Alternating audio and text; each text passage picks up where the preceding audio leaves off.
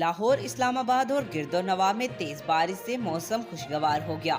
اسلام آباد میں موسلا دھار بارش سے گرمی اور سخت ہبس کے بعد موسم خوشگوار ہو گیا۔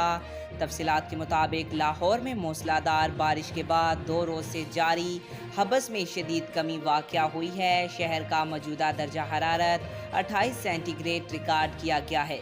محکمہ موسمیات کے مطابق لاہور کا زیادہ سے زیادہ درجہ حرارت 31 سینٹی گریڈ رہنے کا امکان ہے۔ شہر میں آج ہلکی اور تیز بارش کا سلسلہ جاری رہے گا۔